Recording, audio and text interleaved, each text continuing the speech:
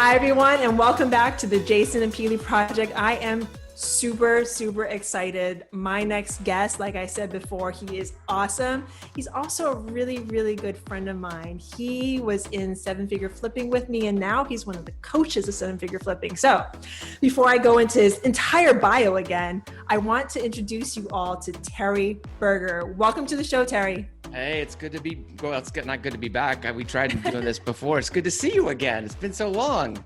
It's amazing to see you too. So let's catch up. What are you doing now? How are you doing? How's your real estate business going? And why don't we dive into all the goodness that is Terry Berger? I don't know how great it is right now. We're like knee deep in a bunch of stuff, but it's good stuff. Don't get me wrong, but it can, this business can be overwhelming sometimes. And I think we're going through a little bit of an overwhelming cycle, I guess. So it's growth. Well, why don't we dive into that a little bit? Give me one project that you're working on and let my listeners know that why is that project overwhelming and how are you doing? What are you doing to step out of it? Well, yeah, that's a great question. So there are a couple things going on in sequence. So I'm the Chief Operations Officer at Seven Figure Flipping, and we're gradually moving that into a full-time role. At the same time, I hired a COO for my own house flipping company, and we're basically onboarding him and onboarding me at the same time into another company. So it has been a little bit of a challenge. I hate Zoom meetings, and obviously since the pandemic, you know, I feel like, I don't know how you feel, Peely, but I feel like I'm on Zoom like 6 hours a day. Oh yeah, it's all Zoom all day long. Yeah, and my culture index profile doesn't have us. It's not, 6 hour Zoom meetings are not in my profile. So I think from an overwhelming standpoint, growth is good, but growth can be overwhelming. So onboarding an integrator basically in our company has been fantastic. I feel like we found the right guy, but it's just lots of time. You know, you cannot hire someone to run your company and not spend lots of time with them. You know, let's talk about hiring then. Like you just said the word integrator, and that comes from a very specific mindset. Dive a little bit into that and give my audience a little bit about hiring, especially right now in this pandemic. Yeah. How are you hiring, and what steps are you taking to really integrate your integrator into your culture? So from a hiring perspective, my process has come out of pain. So we hired a project man. I'll give you a quick rundown. We hired a project manager about a year ago, really from the front-facing persona, great guy. I had it narrowed down to 2 candidates, and there was one candidate that was well qualified, and there was this candidate that I thought, oh, he might be able to be a COO in the future, right? I was kind of thinking ahead. And I hired the guy that had future potential, and it was an absolute disaster. I mean, it probably caused not only what we paid him in salary, but we had 5 deals that should have had a net profit on each deal about $35,000, and we've lost on every single one of them. So really, the guy cost us over $200,000 from a bad hire. And so I looked in the mirror kind of, you know, because you got to own it. And I said, how can this never happen again? And so at the time, we weren't using any of the predictive tools that are out there like Culture Index or Predictive Index. And so the problem was 3 months earlier before hiring this guy, my gut told me to go out and spend the money on this on these systems, and I didn't. I just completely ignored myself. And gotta listen to that gut. Yeah, and those things are not cheap for your business, but that $6,000 or $7,000 investment I would have made would have saved me $200,000, right? So anyway, I think, you know, you've got to listen to your gut. So fast forward now, our hiring it's definitely a process.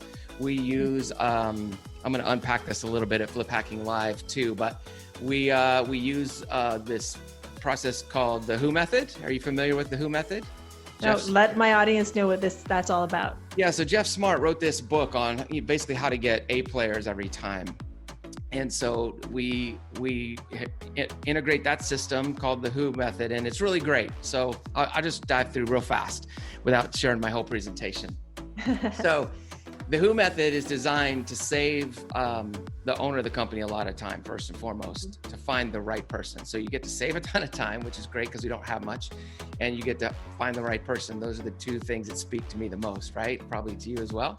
Yes. And yes. so it's a really simple screening interview, and that's all it is. So it's 4 simple questions that you ask a candidate, and if you don't like the answer to question 1 and they don't fit your core values of your company based on question 1, that screening interview is over. It could take you 3-4 minutes. You're done, right? It's going to be a shock to the candidate, right? To be on the phone for 3 or 4 minutes and say, okay, thanks, that's all we need, but most of the time they get to question 2, question 3, and question 4. And it's really, that's it. You don't talk about, there's no connection. You're not trying to find connection. You're not trying to find something you have in common. And I think that's the problem most people make is, let's say I like golf, right?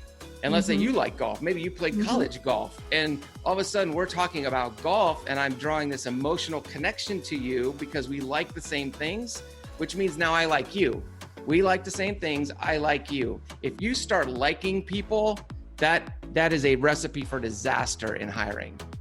And so you're speaking my language. We've done that so many times. We have to learn from those mistakes. We no longer do that. No, go on. You're speaking my language right now. Yeah. So you have to, as the owner, depending, we're entrepreneurs for a reason. We tend to be fairly social, right? So as that owner, you've got to have an out-of-body experience and just watch yourself, making sure that you're not trying to draw those connections with people during the screening interview. During the screening interview, all it is that's designed to take 20 candidates down to 3. So it's cool, right? So we have, let's say we get 100 candidates that come into Indeed. I don't look at 100 resumes. They actually have to fill out the culture index, which is kind of a predictive trait. It shows you what traits they're kind of hardwired with. And so out of those 100 people, if 20 of them fill out the culture index, great. I'll go into the culture index. Now I'm looking in my culture index, I'm looking for a certain profile of person based on this software. And so out of those 20, maybe we find 3. And I'm only going to screen 3 people. I didn't have to go through Indeed, look through every resume, see who had experience. The experience doesn't matter to me until it matters, right? What matters to me is that we get a good core value fit. All right, so Peely and I are all about large multifamily, but we are here today because there was an event that kicked off our real estate career, and we want to bring it to you.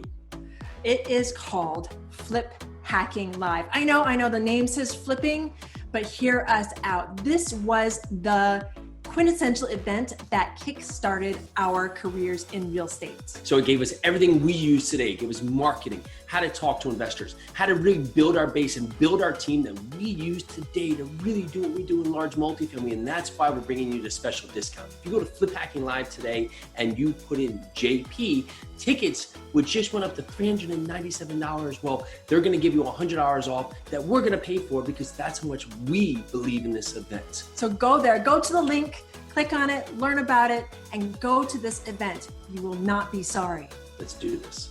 So that is everything so many people need to hear right now, especially with the time constraints we have. We don't have time to go through 100 resumes. I mean, if you had time to go through 100 resumes before COVID, I bless you. But this is so amazing. And where can people hear more about this? You said something about, I know I'm leading this because I know exactly what you're going to say. You said something about you're going to share this entire presentation at this amazing conference. Can you talk a little bit about this amazing conference that's about to happen? Yeah, so I'm part of 7-Figure Flipping, and every year our hallmark event, and in my opinion, it's the hallmark event in all of real estate investing, is Flip Hacking Live. Yes. Flip Hacking Live last year was out in beautiful sunny San Diego, California. California's a little different this year with the fires and stuff. So and the world is a lot different this year. So we're going virtual, and so 20 speakers, some really incredible speakers. I think the cat's out of the bag now. But Annie Duke, the poker player from World Series of Poker, she's going to be a speaker. Bill's got a ton of other really cool keynote speakers, but a lot of really good speakers at Flip Hacking Live that are out in the trenches every day. So my topic is going to be basically hiring the right person every time in the right order, because in our businesses, that's important. Yes, and this conference is jam-packed, like you said, with people who are actually in the trenches doing the work, and they can give you advice from being there and having those failures, having those successes. And just Annie Duke, that is mind-blowing. I cannot wait to hear her speak. So Terry, before I let you go, what is some amazing advice that you can leave with my listeners that you've learned throughout the years that you have been flipping homes and wholesaling homes? If you could just leave one bit of advice, what would it be? I mean, the one bit of advice, if I'm in a hospital on my deathbed and they're like, what's the best advice? It's two simple words: buy low. I mean, you make your money when you buy. Instead, I can go on from there, but that's it. I mean, at the end of the day, everything in a real estate investing business hinges on you buying low. Terry, this has been an amazing conversation. I miss talking to you every day. Me and you are the same. Zoom calls are not the same as hugs and handshakes and talking to one another, but that will happen. So everyone who's listening right now, I'm going to leave the link below. You need to go to Flip Hacking Live. Click on the link below, find out more about it, and join us. We are actually offering a deal on Flip Hacking Live. If I'm not mistaken, we already went up $100. It's almost like, I think it's like $390 something. $397. So if you hit that link, you'll be able to get a discount on that. But you got to hit that link. Hit it now. Okay, awesome. So thank you so much, Terry Berger. You are amazing. I miss you, bro. Miss you too. Everyone. Thank you so much. And for everyone that's listening, I am so grateful to you for being here. You are amazing. Go get it and hit that link below. Have a great day. Bye now.